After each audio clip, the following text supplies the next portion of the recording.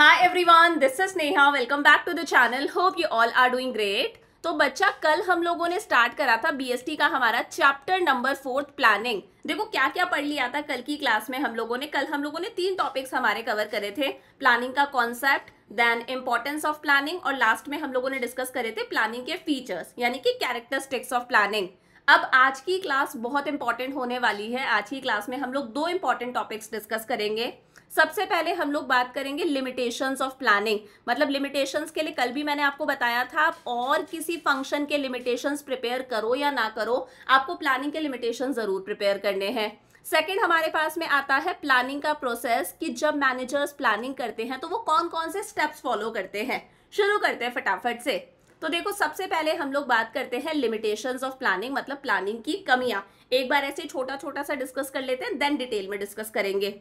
Number 1 limitation है planning leads to rigidity. देखो planning की वजह से कहीं ना कहीं जो फ्लेक्सिबिलिटी है वो फ्लेक्सिबिलिटी खत्म हो जाती है और प्लानिंग की वजह से रिजिडिटी आती है कि यानी कि आपको उस प्लान को एज इट इज फॉलो करना ही है। एक बार मैनेजर्स ने कोई प्लान बना लिया तो मैनेजर्स का ये होता है कि यार हम अब इस प्लान को एज इट इज फॉलो करेंगे। अब मान लो बिजनेस के एनवायरनमेंट में कोई चेंज आ गया, सिचुएशंस बदल गई हैं और आप अभी भी अगर वही पुराना वाला प्लान फॉलो कर रहे हो तो कहीं ना कहीं सक्सेस मिलने के चांसेस खत्म हो जाते हैं, उल्टा आपको नेगेटिव रिजल्ट्स मिलेंगे। तो वही फ्लेक्सिबिलिटी खत्म होती है, रिजिडिटी आती है।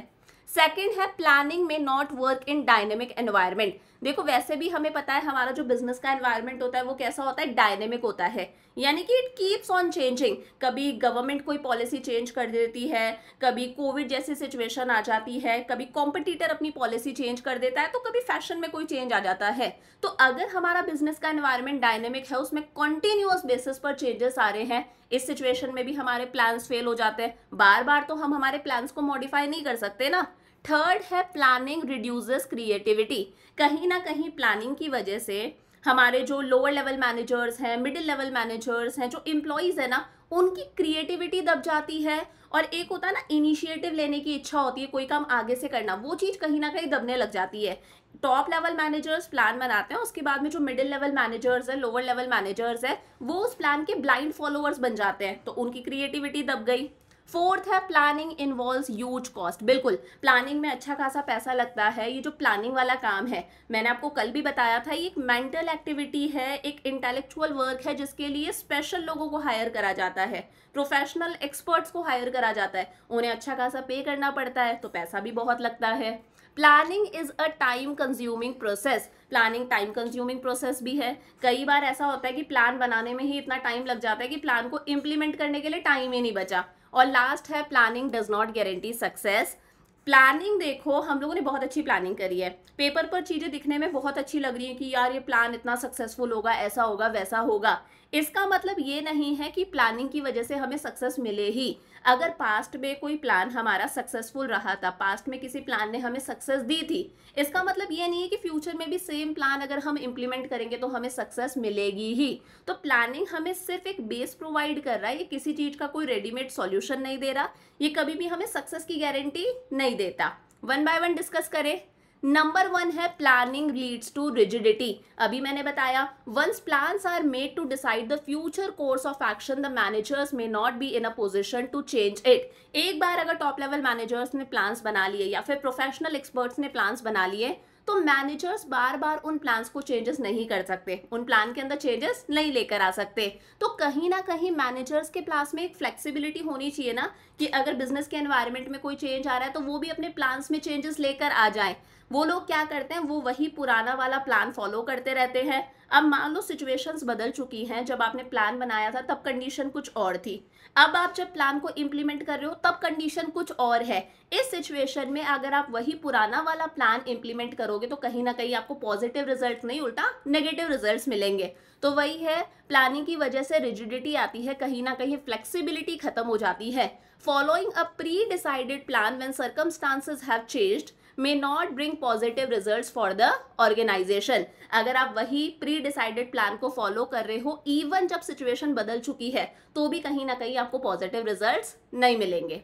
सेकंड है प्लानिंग में not work in dynamic environment. अब देखो हमारे बिजनेस का एनवायरनमेंट कैसा है, डायनेमिक है, यानी कि कभी हमारे इकोनॉमिक एनवायरनमेंट में कोई चेंज आता है, जैसे मैंने कहा जीएसटी जैसा कुछ आ गया, जैसे सरकार जीएसटी लेकर आई थी, सरकार ने डीमोनेटाइजेशन करा था। कभी हमारे पॉलिटिकल एनवायरनमेंट में चेंज आ जाता है, कभी सरकार बदल जाती है, कभी सरकार अपनी कोई नई पॉलिसी लेकर आ जाती है। लीगल एनवायरनमेंट में चेंजेस आते हैं, न्यू रूल्स रेगुलेशन कानून आ जाते हैं बिजनेसेस के लिए। सोशल एनवायरनमेंट में चेंजेस आते हैं, नए नए हमारे तीज त्योहार आते हैं, कस्टम्स चेंज होते हैं, हैबिट्स वगैरह चेंज होती हैं। तो ये सारे चेंजेस को फोरकास्ट करना पॉसिबल नहीं होता, एडवांस में डिसाइड करना पॉसिबल नहीं होता कि यार एनवायरनमेंट में क्या क्या चेंजेस आने वाले हैं। इस सिचुएशन में भी कहीं ना कहीं प्लानिंग फेल होती है। बहुत ही फ्रीक्वेंटली फैशन इंडस्ट्री के अंदर चेंजेस आते हैं, फैशन बदलता है, ट्रेंड बदलता है, आईटी इंडस्ट्री के अंदर बहुत फ्रीक्वेंटली चेंजेस आते हैं। इस सिचुएशन के अंदर इन चेंजेस की फोरकास्टिंग करना उतना पॉसिबल नहीं होता, इस सिचुएशन में भी हमारे प्लान्स फेल हो जाते हैं। थर्ड है प्लानिंग रिड्यूसेस क्रिएटिविटी। अभी मैंने बताया था प्लानिंग करने का काम किसका होता है, टॉप मैनेजमेंट का, या फिर इस काम के लिए अलग से प्रोफेशनल्स हायर करे जाते हैं, एक्सपर्ट्स हायर करे जाते हैं, और बाकी के जो मैनेजर्स हैं, middle level managers, lower level managers, जो एम्प्लॉयज वगैरह हैं, उनसे सिर्फ एक्सपेक्ट करा जाता है कि आप सिर्फ प्लान्स को इम्प्लीमेंट करोगे। आप प्लान्स बनाओगे नहीं, आप सिर्फ क्या करोगे, प्लान्स को इम्प्लीमेंट करोगे। तो कहीं ना कहीं ये जो मिडिल लेवल मैनेजर्स हैं, ये जो लोअर लेवल मैनेजर्स हैं, इन्हें अलाउ ही नहीं करा जाता कि आप प्लान से डेविएट करो। डेविएट मतलब आप प्लान से अलग होकर काम करो। इन्हें बोला जाता है आपको सिर्फ प्लान्स के अकॉर्डिंग काम करना है। इन्हें परमिशन ही नहीं होती कि अपने अकॉर्डिंग कोई काम कर सके। तो इनके अंदर जो छुपा हुआ टैलेंट था, जो इनिशिएटिव लेने की कैपेसिटी थी, इनकी जो क्रिएटिविटी थी, वो कहीं ना कहीं खत्म हो जाती है। Most of time employees do not even attempt to formulate plans. अब वही अगर एम्प्लॉयज को परमिशन ही नहीं दी जा रही कि आप प्लान से अलग होकर कोई काम करो, कोई नया प्लान बताओ, तो उनकी क्रिएटिविटी दब जाएगी। वो सिर्फ वही प्रीवियसली टेस्टेड प्लान्स को फॉलो करते रहेंगे, कोई नया प्लान नहीं बनाएंगे। वो सिर्फ और सिर्फ क्या करते हैं, प्लान के ब्लाइंड फॉलोअर्स बन जाते हैं। फोर्थ है प्लानिंग इन्वॉल्व्स ह्यूज कॉस्ट। बिल्कुल, प्लानिंग के अंदर अच्छा खासा पैसा लगता है। क्यों लगता है, देखो प्लानिंग एक इंटेलेक्चुअल प्रोसेस है। मैंने बताया था प्लानिंग क्या है, एक मेंटल एक्सरसाइज है जिसमें बहुत दिमाग लगाना पड़ता है, और इस काम के लिए कंपनीज अलग से प्रोफेशनल एक्सपर्ट्स हायर करती हैं, तो उन्हें सैलरी देनी है अच्छी खासी। प्लस मैंने बताया था प्लानिंग के अंदर आपको क्या होता है, हम लोग पास्ट एक्सपीरियंसेस के बेसिस पर फ्यूचर से रिलेटेड प्लानिंग करते हैं। अब पास्ट एक्सपीरियंस के सारे फैक्ट्स और फिगर्स देखने हैं, करंट में एनवायरनमेंट में क्या हो रहा है वो सारे के सारे फैक्ट्स और फिगर्स देखने हैं, सारी चीज़ें स्टडी करनी है, उसमें भी अच्छा खासा टाइम लगता है। तो वही है, कई बार ये कॉस्ट ही इतनी ज़्यादा हो जाती है जितने तो हमें प्लान्स के बेनिफिट्स ही नहीं मिल रहे, तो ये भी एक गड़बड़ वाली बात है।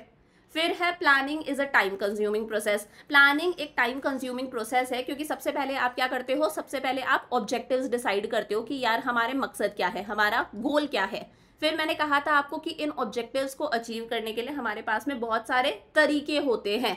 उन तरीकों को क्या बोला जाता है, ऑल्टरनेटिव कोर्सेज ऑफ एक्शन। क्या कहते हैं, alternative courses of action. For example, अगर हमारा ऑब्जेक्टिव है कि हमें सेल्स को 20% से इंक्रीज करना है, तो उसके बहुत सारे ऑल्टरनेटिव कोर्सेज ऑफ एक्शन, बहुत सारे तरीके होते हैं। अब उन सारे के सारे तरीकों की लिस्ट बनाओ, उन्हें आइडेंटिफाई करो कि कस्टमर्स को डिस्काउंट दे सकते हैं, फ्री सैंपल्स हम ऑफर कर सकते हैं, by one get one free जैसी कोई फैसिलिटी दे सकते हैं, 1.5 GB डाटा दे सकते हैं, कैशबैक की फैसिलिटी दे सकते हैं। हम एक काम कर सकते हैं, हम एक सेल्स पर्सन हायर कर लेते हैं जो डोर टू डोर जाके सेल करेगा। तो इतने सारे ऑल्टरनेटिव कोर्सेज ऑफ एक्शन है। फिर इन्हें इवैल्यूएट करना है, देखना है किसके फायदे ज़्यादा हैं, किसके नुकसान ज़्यादा हैं। जिसके नुकसान ज़्यादा है उसे हम हटा देते हैं, फिर बेस्ट ऑल्टरनेटिव को सिलेक्ट करते हैं। टाइम कंज्यूमिंग प्रोसेस है, तो कई बार प्लानिंग करने में ही इतना टाइम लग जाता है कि प्लान को इम्प्लीमेंट करने का टाइम ही नहीं बचता। और लास्ट है planning does not guarantee success. Planning हमें कभी भी सक्सेस की गारंटी नहीं देता। Managers have a tendency to rely on previously tried and tested successful plans. It is not always true that just because a plan has worked successfully before, it will work again. देखो managers के अंदर क्या होता है, उन्हें पता है planning एक टाइम कंज्यूमिंग प्रोसेस है, यहाँ पर पैसा भी ज़्यादा लगता है। तो मैनेजर्स की टेंडेंसी होती है कि वो जो पास्ट में उन्होंने प्लान बनाए थे, जो प्री टेस्टेड प्लान्स है, वो उन्हीं पर रिलाई करते हैं, वो उन्हीं प्लान्स को फॉलो करते हैं। अब ये ज़रूरी नहीं है अगर पास्ट में किसी प्लान ने हमें सक्सेस दे दी, पास्ट में किसी प्लान से हमें अच्छे रिजल्ट्स मिल गए, तो उसी प्लान से हमें फ्यूचर में भी अच्छे रिजल्ट्स मिलेंगे ऐसा जरूरी नहीं है। पास्ट में सिचुएशन अलग थी, फ्यूचर में सिचुएशन अलग है। तो वही है कि अगर हम इस तरह से सोचते हैं, ये फॉल्स सिक्योरिटी हमारे मन में होती है, तो प्लानिंग हमें कभी भी सक्सेस की गारंटी नहीं देती। प्लानिंग सिर्फ हमें एक बेस प्रोवाइड करती है जिसके बेसिस पर हम फ्यूचर से रिलेटेड कुछ अजम्पशन सेट करते हैं कि फ्यूचर में क्या क्या हो सकता है, कुछ प्रिडिक्शंस लगाते हैं, फ्यूचर से रिलेटेड थोड़ी बहुत प्लानिंग करते हैं। ये किसी भी प्रॉब्लम का हमें कोई सॉल्यूशन ऑफर नहीं करती। समझ में आ गया? तो 6 पॉइंट्स है, साथ की साथ में याद कर लो। प्लानिंग से रिजिडिटी आती है, फ्लेक्सिबिलिटी खत्म होती है। प्लानिंग डायनेमिक एनवायरनमेंट में काम नहीं करती। प्लानिंग से क्रिएटिविटी दब जाती है, बहुत पैसा भी लगता है, टाइम कंज्यूमिंग प्रोसेस भी है, और प्लानिंग कभी भी सक्सेस की गारंटी नहीं देती। चमका अच्छे से? आगे देखो, अब हम बात करते हैं एक्सटर्नल लिमिटेशंस ऑफ प्लानिंग। देखो मैं आपको एनसीईआरटी से पढ़ा रही हूँ और एनसीईआरटी के अंदर कोई external limitations of planning given नहीं है। स्टिल अगर आप किसी दूसरी किताब से पढ़ रहे हो, किसी रेफरेंस बुक से पढ़ रहे हो, वहां पर ये टॉपिक गिवन हो सकता है, तो एक बार हम डिस्कस कर लेते हैं। अभी जो हम लोगों ने पढ़े थे ना एनसीईआरटी के अकॉर्डिंग, वो इंटरनल लिमिटेशंस है प्लानिंग की। एक्सटर्नल लिमिटेशंस क्या है कि प्लानिंग कब फेल होगी। मान लो कोई नेचुरल कैलामिटी आ गई, अर्थक्वेक आ गए, फ्लड आ गए, सुनामी आ गई, प्लानिंग धरी की धरी रह जाएगी। मान लो हमारे कॉम्पिटिटर ने अपनी पॉलिसी चेंज कर दी है, कॉम्पिटिटर की पॉलिसी हमसे ज्यादा बेहतर है, उसका प्रोडक्ट हमसे ज्यादा बेटर है, इस सिचुएशन में हमारी प्लानिंग फेल हो जाएगी। मान लो कस्टमर्स के टेस्ट में कोई चेंज आ गया, फैशन में चेंज आ गया, मार्केट के अंदर कोई नया ट्रेंड आ गया और वो ट्रेंड हम लोगों ने एक्सपेक्ट ही नहीं करा था, वो हमारी एक्सपेक्टेशन से परे है, इस सिचुएशन में भी हमारी प्लानिंग फेल हो जाएगी। टेक्नोलॉजी में कोई चेंज आ गया और हम अभी भी वही पुरानी आउटडेटेड टेक्नोलॉजी फॉलो कर रहे हैं, इस सिचुएशन में भी प्लानिंग फेल हो जाएगी। सरकार अगर कोई नई पॉलिसी लेकर आ जाती है, कोई नई इकोनॉमिक पॉलिसी आ जाती है जो कि हमने एक्सपेक्ट नहीं करी थी, बहुत सारे बिजनेसेस ने जीएसटी एक्सपेक्ट नहीं करा था, बहुत सारे बिजनेसेस ने डीमोनेटाइजेशन, वो तो किसी ने भी एक्सपेक्ट नहीं करा था। अब अगर इस तरह की कोई पॉलिसी आ जाती है जो हमने एक्सपेक्ट नहीं करी, इन सारी सिचुएशंस में प्लानिंग क्या होती है? फेल होती है। तो ये इतना इंपॉर्टेंट टॉपिक नहीं है, आपके एनसीईआरटी में भी गिवन नहीं है, फिर भी एक बार आप इसकी रीडिंग लगा लेना। अब हम बात करते हैं सबसे इंपॉर्टेंट टॉपिक इस चैप्टर का, प्लानिंग प्रोसेस, कि मैनेजर्स जब प्लानिंग करते हैं तो मैनेजर्स कौन कौन से स्टेप्स फॉलो करते हैं। 7 स्टेप्स हैं, अभी मैं शॉर्ट के अंदर बता रही हूँ, साथ साथ में याद कर लो। पहले तो लिमिटेशंस याद करो, लिमिटेशंस मुझे कमेंट्स के अंदर लिख दो, उसके बाद में आपको ये प्रोसेस के जितने भी स्टेप्स हैं, ये सारे स्टेप्स लर्न करने हैं और मुझे कमेंट्स के अंदर लिखकर बताने हैं। पहला स्टेप है सेटिंग ऑब्जेक्टिव्स। सबसे पहले मैनेजर्स प्लानिंग प्रोसेस के अंदर क्या करते हैं? ऑब्जेक्टिव सेट करते हैं कि हमारा मकसद क्या है, हमारा गोल क्या है, प्लानिंग हम क्यों कर रहे हैं। प्लानिंग किसी ऑब्जेक्टिव को अचीव करने के लिए करते हैं ना, तो सबसे पहले ऑब्जेक्टिव सेट करना। सेकंड है डेवलपिंग प्रीमाइसेस। इसका मतलब है मैनेजर्स अपने पास्ट एक्सपीरियंसेस के बेसिस पर, कि पास्ट के अंदर क्या क्या हुआ है, पास्ट एक्सपीरियंसेस के बेसिस पर फ्यूचर से रिलेटेड कुछ प्रिडिक्शन सेट करते हैं कि फ्यूचर में क्या क्या हो सकता है। समझ में आया? पास्ट एक्सपीरियंसेस के बेसिस पर फ्यूचर से रिलेटेड कुछ प्रिडिक्शंस, कुछ अजम्पशन सेट करते हैं कि यार फ्यूचर में अगर ऐसा हो गया तो हम क्या करेंगे, फ्यूचर में अगर वैसा हो गया तो हम क्या करेंगे। इन्हें बोला जाता है डेवलपिंग प्रीमाइसेस। फॉर एग्जाम्पल, मान लो पास्ट के अंदर कोविड जैसी सिचुएशन आई थी, तो मैनेजर्स ने अजम्पशंस, प्रिडिक्शन सेट करे हैं कि अगर फ्यूचर में भी कोविड जैसी सिचुएशन या फिर कोई भी वायरस आ जाता है, उस सिचुएशन में हम क्या करेंगे। पास्ट एक्सपीरियंसेस के बेसिस पर देखा कि हर साल हमारी जो प्रोडक्ट की डिमांड है वो 5% से इंक्रीज हो रही है, तो अब यहाँ पर भी हम लोगों ने अजम्पशन सेट कर रखे हैं कि अगर हमारी डिमांड 5% से इंक्रीज हुई तो हमारी क्या स्ट्रैटेजी रहेगी, अगर डिमांड हमारी 10% से इंक्रीज हो गई तो हमारी क्या स्ट्रैटेजी रहेगी, और अगर हमारी डिमांड डिक्रीज हो गई तो हमारी क्या स्ट्रैटेजी रहेगी। तो कुछ अजम्पशंस बनाना, कुछ प्रिडिक्शन सेट करना कि इन सिचुएशंस में हम क्या करेंगे। थर्ड आता है identifying alternative course of action. इसे ये भी बोला जाता है लिस्टिंग वेरियस ऑल्टरनेटिव्स। कुछ किताबों में लिखा है लिस्टिंग वेरियस ऑल्टरनेटिव्स। देखो हम लोगों ने ऑब्जेक्टिव सेट करा है कि हमें सेल्स को इंक्रीज करना है 20% से, तो इस ऑब्जेक्टिव को अचीव करने के लिए हमारे पास में बहुत सारे ऑल्टरनेटिव्स हैं। उन ऑल्टरनेटिव्स को आइडेंटिफाई करना, उनकी लिस्ट बनाना। जैसे मैंने बता दिया, कस्टमर को क्या कर सकते हैं हम, डिस्काउंट दे सकते हैं, कस्टमर को हम फ्री सैंपल्स ऑफर कर सकते हैं, हम क्या कर सकते हैं, कैशबैक वाली फैसिलिटी दे सकते हैं, या फिर हम एक सेल्स पर्सन अपॉइंट कर सकते हैं। तो सबसे पहले ऑब्जेक्टिव सेट करें, फिर हम लोगों ने फ्यूचर से रिलेटेड अजम्पशंस यानी कि प्रिडिक्शन सेट करें कि अगर ऐसा ऐसा हो गया तो हर सिचुएशन में हम कैसा कैसा करेंगे। उसके बाद में उन ऑब्जेक्टिव्स को अचीव करने के लिए बहुत सारे ऑल्टरनेटिव कोर्सेज ऑफ एक्शंस होते हैं, उन्हें आइडेंटिफाई करना, उनकी लिस्ट बनाना। फोर्थ है इन सारे के सारे ऑल्टरनेटिव्स को अच्छे से इवैल्यूएट करना। जैसे आपका इवैल्यूएशन होता है ना, आपका भी रिजल्ट आता है, आपकी कॉपी की चेकिंग होती है, वैसे ही सारे ऑल्टरनेटिव्स को इवैल्यूएट करना, इनके प्रॉस और कॉन्स लिखना। इसका मतलब है सारे ऑल्टरनेटिव्स के मेरिट्स भी लिखना कि किस ऑल्टरनेटिव से हमें क्या फायदा हो रहा है, और सारे ऑल्टरनेटिव्स के डीमेरिट्स भी लिखना। अब जिनके अंदर डीमेरिट्स ज्यादा है यानी कि कमियां ज्यादा है, मतलब सबके आपने पॉजिटिव एस्पेक्ट्स भी लिखे, नेगेटिव एस्पेक्ट्स भी लिखे, जिसके नेगेटिव एस्पेक्ट्स ज्यादा है उसे वहीं पर क्या कर दो, एलिमिनेट कर दो, हटा दो कि हम इस ऑल्टरनेटिव को चूज नहीं करेंगे। फिफ्थ आता है सिलेक्टिंग एन ऑल्टरनेटिव, जो सबसे बेस्ट ऑल्टरनेटिव है। सबसे बेस्ट ऑल्टरनेटिव कौन सा है, जिसके पॉजिटिव एस्पेक्ट्स ज्यादा है, मेरिट्स ज्यादा है, जो फीएसिबल है, ऐसा नहीं है कि सिर्फ पेपर पर दिखने में अच्छा लग रहा है, हम वाकई में उसे इम्प्लीमेंट कर सकते हैं, वो प्रैक्टिकली भी अच्छा होगा, और जो हमें सबसे ज्यादा प्रॉफिट्स दे, जो सबसे ज्यादा प्रॉफिटेबल है। इस तरह के ऑल्टरनेटिव को सिलेक्ट करना, फाइनली अपने प्लान को फिर इंप्लीमेंट कर देना यानी कि एग्जीक्यूट करना, लागू करना। और प्लानिंग का काम यहीं पर खत्म नहीं होता, लास्ट स्टेप आता है फॉलो अप एक्शन। चेक करना कि जैसा प्लान हम लोगों ने सोचा था, प्लान वैसे ही इंप्लीमेंट हो रहा है ना। फॉलो अप होता है ना, डॉक्टर के पास में भी अगर एक बार सर्जरी करा ली तो फिर फॉलो अप के लिए जाते हैं ना कि चीजें सही चल रही है ना। तो जैसा हम लोगों ने सोचा था काम वैसा ही हो रहा है ना, हम लोगों ने जैसे प्रीमाइसेस सेट करे थे, अजम्पशन सेट करे थे, कंडीशन वैसी ही है ना प्रेजेंट में भी, जैसा हम लोगों ने सोचा था। अगर कंडीशन बदल गई है, एनवायरनमेंट में कोई चेंजेस आ गए, तो हमें हमारे प्लान के अंदर चेंजेस करने पड़ेंगे, मॉडिफिकेशंस करने पड़ेंगे। समझ में आ गया? तो पहला है हमारे पास में सेटिंग ऑब्जेक्टिव्स। सबसे पहला काम क्या करते हैं, जो पहली चीज है प्लानिंग प्रोसेस के अंदर, वो है ऑब्जेक्टिव सेट करना। क्योंकि जितने भी पॉलिसीज बनाए जाते हैं, प्रोसीजर्स बनाए जाते हैं, मेथड्स फ्रेम करे जाते हैं, सारे क्यों बनाए जाते हैं, ताकि हम ऑब्जेक्टिव्स को अचीव कर सके। अब ऑब्जेक्टिव्स क्या है, ऑब्जेक्टिव्स बताते हैं कि ऑर्गेनाइजेशन क्या अचीव करना चाहता है, क्या हासिल करना चाहता है। और जब कंपनी अपने ऑब्जेक्टिव सेट कर रही है, मैनेजर्स ऑब्जेक्टिव सेट कर रहे हैं, तो उन्हें दिमाग में रखना है कि कंपनी का गोल क्या है। कंपनी के गोल्स प्रॉफिट मैक्सिमाइजेशन है, सेल्स मैक्सिमाइजेशन है, सर्विसेज देने हैं, क्या है कंपनी के गोल्स। दिमाग में रखना है कि कंपनी के फिजिकल रिसोर्सेज तो है ना, कंपनी के पास में मशीनरी तो है ना उस ऑब्जेक्टिव को अचीव करने के लिए, कंपनी के पास में फाइनेंशियल रिसोर्सेज, उतना पैसा तो है ना उस ऑब्जेक्टिव को अचीव करने के लिए। और ये जो ऑब्जेक्टिव्स होते हैं ये क्लियरली स्टेटेड होने चाहिए, इन्हें क्लियरली आपको लिखना है और इनके बारे में सारे एम्प्लॉयज को कम्युनिकेट करना है, क्योंकि एक्चुअली में एम्प्लॉयज ही उन ऑब्जेक्टिव्स के ऊपर काम करेंगे। तो पहला काम क्या है, ऑब्जेक्टिव सेट करना। सेकंड क्या है, प्रीमाइसेस सेट करना। प्रीमाइसेस का मतलब है हमारा फ्यूचर अनसर्टेन है, हमें नहीं पता हमारे फ्यूचर के अंदर क्या होने वाला है। तो मैनेजर जो होते हैं वो फ्यूचर से रिलेटेड अजम्पशन सेट करते हैं कि फ्यूचर में क्या क्या हो सकता है।